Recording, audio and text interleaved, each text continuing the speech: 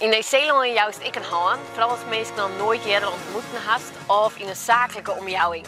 Ah, je begroet je ook wel eens op dezelfde wijze als wij in Nederland. Nou vier ik toevallig Joet een hiertje.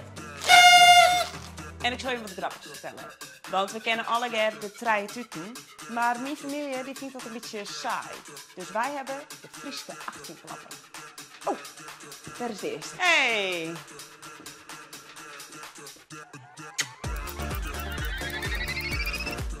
Kom erin.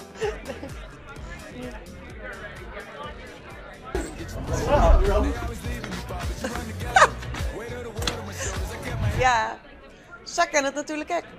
Hé, maar Saskia, hoe gaat het thuis bij jou?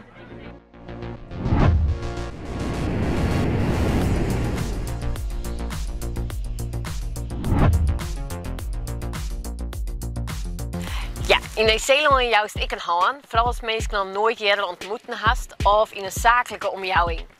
Bij vrouwen die juist gelijk een hak, dus een dikke knuffel, en soms mooi een tuut erbij. Maar treie tuten, dat kennen ze hier helemaal net. Dat vind ik helemaal niet erg. Ja, die treie tuten, die kennen wij vanzelfs wel. Want de Franse katholieken zoen ook op groetje uit namen van de Heid, de Zoon en de Heilige Geest. En daarbij joegen ze ook woord treie tuten op een warm. Deze vorm zo onwijs wijzen naar Nederland dat de begroeting de Brabantse treieklapper neemt wordt. Maar de binnenlanden werden ze ook woord twee tuten jouwen. En in sommige gebieden in Frankrijk zelfs 4 of 4. En daarom hebben wij het de Frieske 18 klapper neemt. Molken toch? Maar er is nog een manier van begroetjen. En dat is ik wel een hele bijzondere. Deze wijze van begroetjen je te hongie.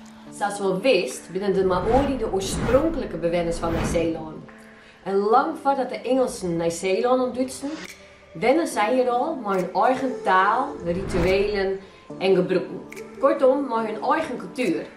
En in hun cultuur wie het gewoon om elkaar net te begroeten met een haan of treie tuten, maar terug de voorhollen en de neuzen tegen aan te drukken en samen in en uit te ademen. Stap 1, twee mensen steentje naar de koor. Stap 2, ze drukken de voorhollen tegen aan en dan naar de neuzen. Stap 3, ze ademen diep in en uit. En stap 4, ze jou elkaar een haan.